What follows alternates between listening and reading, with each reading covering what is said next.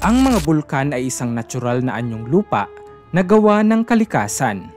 Ngunit ang gandang dala nito ay mayroon ding hatid na peligro.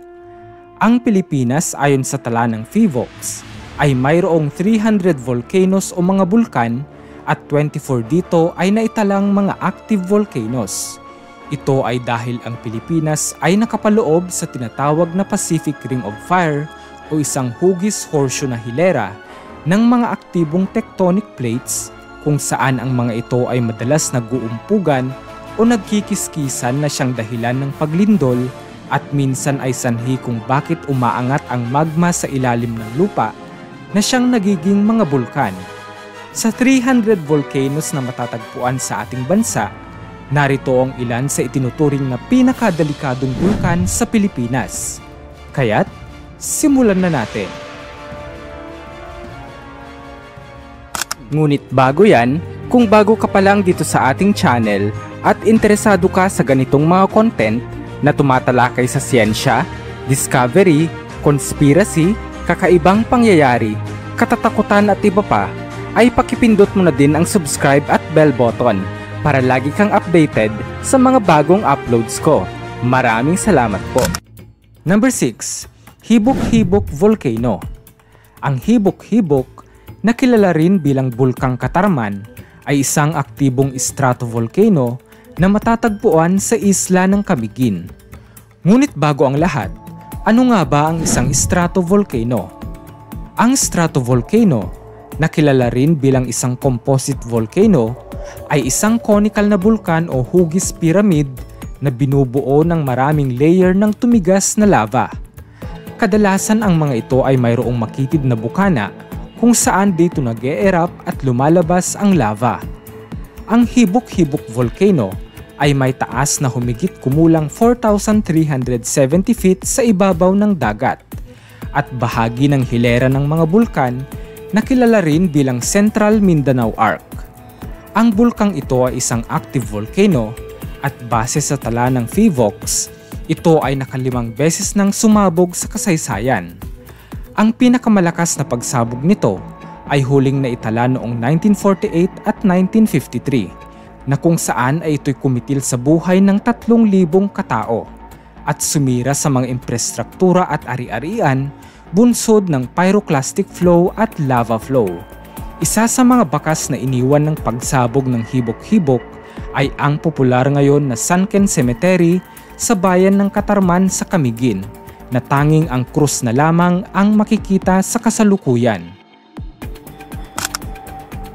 Number 5. Bulusan Volcano. Isa rin sa pinakadelikadong bulkan sa Pilipinas ay ang Mount Bulusan o Bulusan Volcano. Ang bulkang ito ay makikita sa Luzon, sa probinsya ng Sorsogon at 70 kilometers lamang ang layo nito sa tanyag na Mayon Volcano. Ito ay mayroong taas na 5,134 feet above sea level at pinaniniwala ang nabuo ito 40,000 years na ang nakakalipas. Ang Bulusan Volcano ay isa sa pinakaaktibong bulkan sa Pilipinas. Sa katunayan, ito ay sumabog na ng 15 beses sa kasaysayan at huling naitala ang huling eruption nito noong taong 2016. Patunay sa natatago nitong panganib ay ang pagkakaroon ng Bulusan Volcano ng 4 na craters kung saan ay nagbubuga ito ng mga molten rocks, lava at nakamamatay na sulfuric gas. Ang pinakadelikado at mapaminsala nitong pagputok ay naganap noong taong 1981 kung saan ito ay nagdala ng malalakas na steam explosions kung saan ang napakainit na tubig sa ilalim ay ibinubuga ng bulkan. Nagdulot din ito ng malawakang ashfall na sumira sa agrikultura at infrastruktura na nagdulot din ito ng mga paglindol bunsod ng volcanic activity. Number 4. Canlaon Volcano. Pang-apat sa pinakamapanganib at aktibong bulkan sa Pilipinas ay ang Bulkang Canlaon o Canlaon Volcano na matatagpuan naman sa isla ng Negros. Ito ang highest peak na anyong lupa sa buong Visayas na mayroong taas na 8,087 feet above sea level at siya ring pinakaaktibo sa buong Visayas region. Sa tala ng PHIVOLCS, ito ay 30 beses nang sumabog simula noong 1819.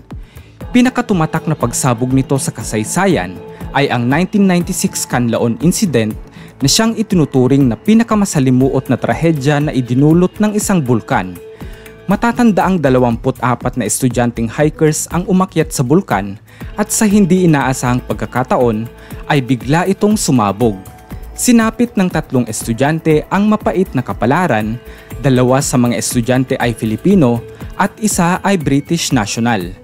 Salamin ng dulot nitong banta ay ang malawak nitong crater na tinatawag na Canlaon Crater na kung saan ito ay may sukat na 2 kilometers in diameter. Bagamat delikado ang bulkan dahil sa unpredictable activity nito, nananatili itong isang ecotourism attraction para sa mga adventurista gaya ng mga hikers na gusto itong akyatin at makita ang summit nito at mga hot springs. Number 3. Pinatubo Volcano. Ang Mount Pinatubo o Bulkang Pinatubo ay mayroong reputasyon bilang pinakadelikadong bulkan hindi lang sa Pilipinas ngunit pati sa buong mundo. Ito ay matatagpuan sa boundary ng Zambales, Tarlac at Pampanga. Ito ay mayroong taas na 4,875 feet at kabilang sa Luzon Volcanic Arc. Ang isa sa pinaka-tragic at malakas na pagsabog ng Bulkang Pinatubo ay naitala noong taong 1991 at isa sa pinakamalaking pagsabog ng bulkan sa 20th century. Ang pagsabog na ito ay naglabas ng 10 cubic kilometers of volcanic material na dahilan upang mag-form ito ng isang kaldera na ngayon ay kilala natin bilang Pinatubo Lake. Ang pagsabog na ito ay nagsanhi ng evacuation ng 60,000 residents na labis na nakaapekto sa kalawakan ng Luzon at ang hagupit na dala nitong ashfall ay naranasan din sa mga karatig bansa sa Southeast Asia. Ang pagsabog na ito ay sinabayan pa ng bagyong Yunya kung kaya't grabe ang dala nitong lahar at pinsala sa mga ari-arian at mga buhay. Dahil sa lawak at lakas ng pagsabog ng Mount Pinatubo, ito ay nagsanhi ng isang global layer of sulfuric acid haze sa atmosphere. Ang kaganapang ito ay nagdulot ng pagbaba ng global temperatures hanggang 0.5 degrees Celsius na nakaapekto sa weather patterns ng mundo sa nakalipas na mga taon.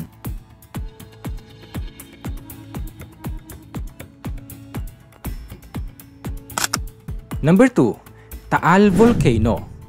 Matatagpuan naman sa probinsya ng Batangas ang isa din sa pinakadelikadong bulkan sa Pilipinas, ang Taal Volcano. Bukod sa natatangi nitong ganda at popular na Taal Lake na takaw tingin sa mga turista, ito rin ay isa sa most active volcano sa Pilipinas. Noong taong 1911, naitala ang pinakamalakas at catastrophic eruption ng Bulkang Taal na kumitil sa humigit kumulang 1,300 katao. Bagamat delikado ang Bulkang Taal, ito ay sikat dahil sa komplikado nitong volcano system. Sa gitna ng Taal Lake ay matatagpuan ang isang volcano island na siyang makikita at madalas mapagkamalang Taal Volcano. Ngunit ang totoo, ito ay isang bahagi lamang ng sistema ng bulkan. Sa loob ng Volcano Island ay makikita naman ang main crater lake na naglalaman ng isang maliit na isla na tinatawag na Vulcan Point. Ang ganitong istruktura ay binansagan bilang lake within a lake within a lake.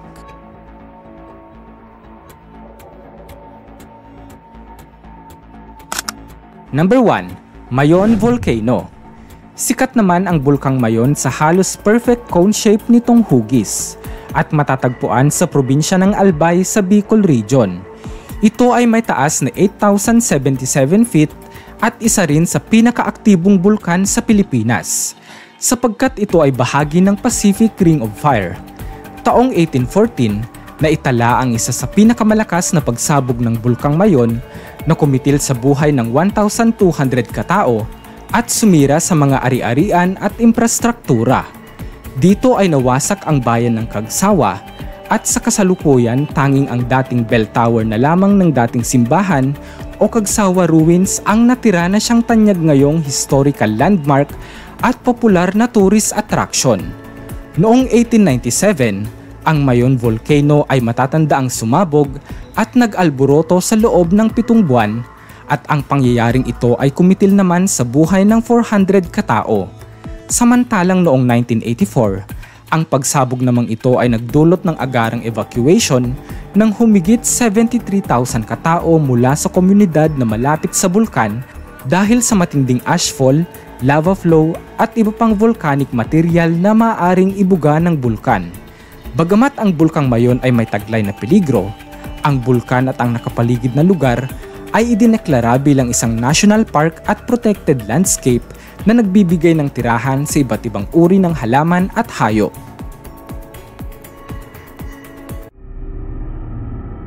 Pero kung sa tingin mo ay ito na ang pinakamalakas na bulkan sa Pilipinas, ay nagkakamali ka, sapagkat natutulog sa ilalim ng dagat ng Pilipinas ang pinakamalaking kaldera sa buong mundo. Makikita sa ilalim ng Benham Rise ay ang Apulaki Caldera. Ang Apulaki Caldera ay mayroon lang namang crater na 150 kilometers in diameter at higit na mas malaki pa sa Yellowstone Caldera sa Amerika. Bagamat sinasabing hindi na ito aktibo, maaaring ang natutulog na higanteng ito ay maaaring magising sa hinaharap. Ikaw kaibigan, anong bulkan o volcano ang pinakanagustuhan mo sa ating video? I-comment mo naman sa baba para malaman namin. Muli, this is Bright Owl PH and see you on my next video. Peace out.